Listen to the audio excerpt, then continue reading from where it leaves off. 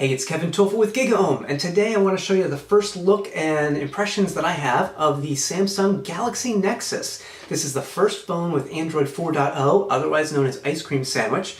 I had to order it from the UK because it's not available here in the United States just yet. It should be available soon. We're hearing sometime this month on Verizon, and then it would follow in a GSM version for other carriers perhaps. So I ordered it from the UK, had it shipped here, got here yesterday. And it was very nice of the company in the UK, Handtech, to send this little handy travel universal adapter because I can use this to plug in here in the States, or I could switch over and use this in Europe, so on and so forth. It's a surge protector and the whole shebang, which I didn't expect that. That was very nice.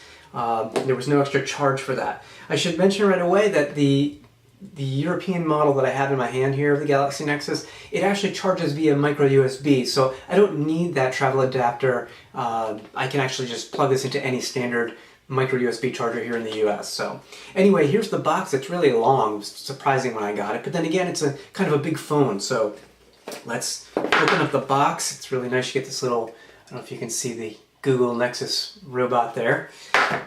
We've got the phone itself, which I've already set up a little bit. Here it is. Let me unlock it with my face. It couldn't find my face because I wasn't quick enough. So I used the backup plan, and there you go.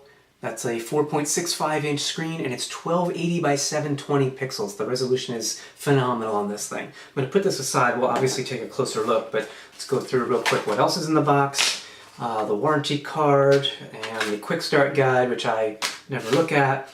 I did get a pair of headphones here. I haven't even opened them. I have so many headphones it's ridiculous, but okay, looks like these are nice in-ear headphones, which I won't wear while I'm running, but I could certainly wear around the house. And there should be a microphone. Yeah, I see a microphone here as well, right there in line with, looks like, one button. So I'll have to play with that and see what that does. Obviously you get a USB cord. Let's take the plastic off. It goes USB to micro USB, very standard stuff. And other than that, inside the box all I have is just a little charger and USB adapter again for Europe. So I won't be using this here in the States, but I'll hang on to it for when I go to Europe.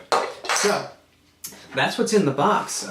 Let's take a closer look at this, compare the size of it and the display to some other phones, especially the iPhone 4S, which I'm really enjoying using that. Let's take a look. Okay, so here it is. It's the Galaxy Nexus. This is a pentaband device that works on T-Mobile or AT&T here in the US. And you can see the 4.65 inch display I mentioned. It's slightly curved. As you can see here, it's curved at the bottom. And the bottom little bit of it uses shows the software buttons for Android. So there are no hardware buttons, but they do take up some of the screen space. So usable space is probably more like 4.5 inches. Let's take a look though. Nothing on the bottom, as I've said. You've got a speaker here and a front-facing video camera. I've used this for Google Talk, works really well. On the left-hand side, we've got just a standard up-down volume rocker. Nothing on the top. On the right side, we've got a power button and some pins for docking mechanisms. I like the button on the right-hand side. That's just me personally. On the very bottom, we've got the micro USB port for charging and syncing data. We've got the microphone jack here, and then a headphone jack on the bottom. On the back side, we've got the camera sensor, which is 5 megapixel. Some people are not too happy about that, but the images that I've taken so far, stills and up to 1080p video, have looked pretty decent. So I think a good sensor was at least used here. We've got an LED flash, and on the bottom we've got the speaker for hands-free use. I don't have the cover on quite right, so I'm going to take that off, which I was going to do anyway. It's very thin. It's a piece of plastic. The phone otherwise is feels very solid, well made. Here we've got our SIM slot. I have a T-Mobile SIM in there now. I've done a speed test on T-Mobile, 9.5 megabits per second down, 1.7 up, and I'll test out AT&T over the weekend. Here's the battery. I can't say anything about the battery use yet because I've only had the phone for a day. But I can tell you that the NFC chip or NFC antenna is actually in the battery, so third-party batteries may not be an option for those who want to use NFC. Let's see if I can put this back on correctly this time. Easiest way is to go right down the seam until all the little clips pop in. Oh, and I blew it again. Let's get it just right. There, I think we got it now. Yeah, I think I'm still missing a clip there, but I'll deal with that later. Let's turn on the display. This is 1280 by 720p. I've got it set up for face detection, so let's see if that works. Here we go. That's me, and it opens. So there you go. Good viewing angles on this display. It's Super AMOLED. Again, 1280 by 720p.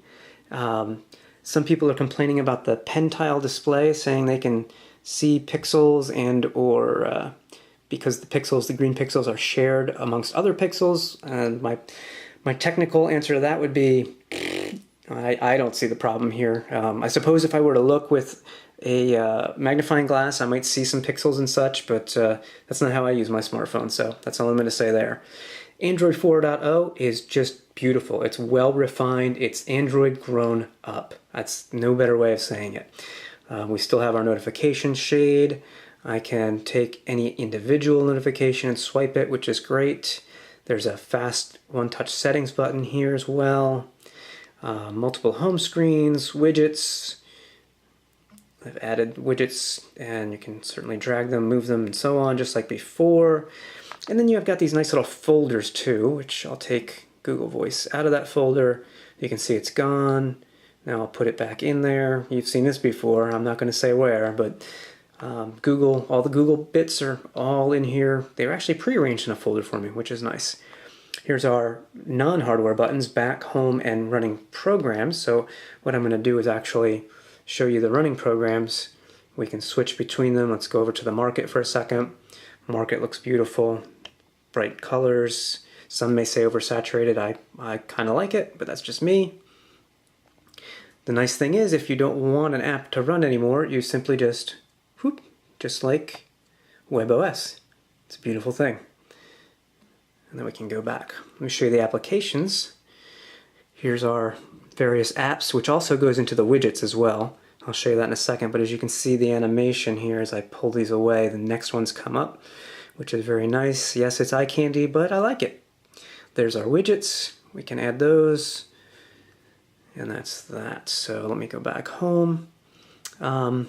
Browser's been pretty good. I have seen an issue with it though. I'm going over to The Verge. I've already loaded this site. It's reloading over Wi-Fi right now. They have a very heavy site. This is their desktop site. And once it finally loads, I was actually reading a story.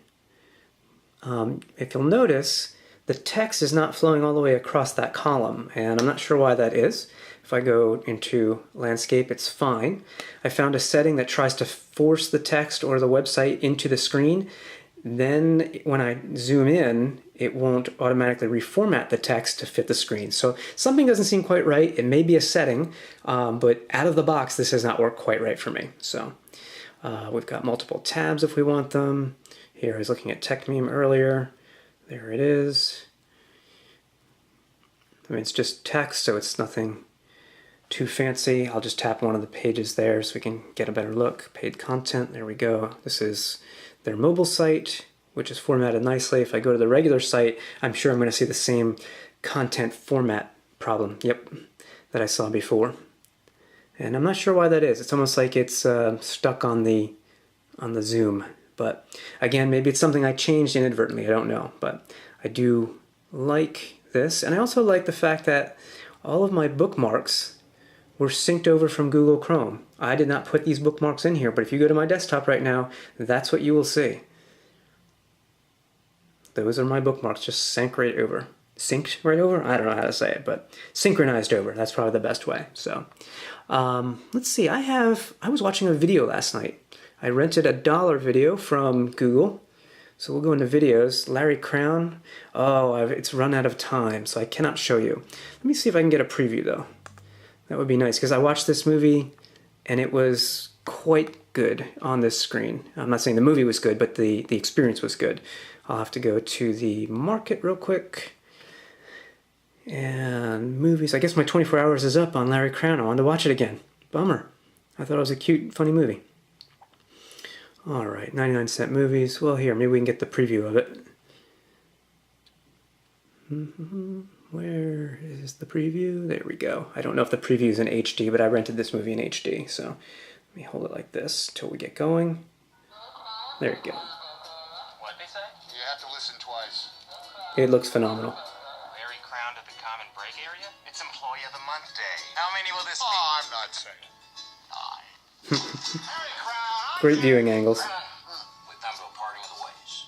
And that's definitely HD. That's an HD movie, the same quality movie that I watched last night, so quite impressive.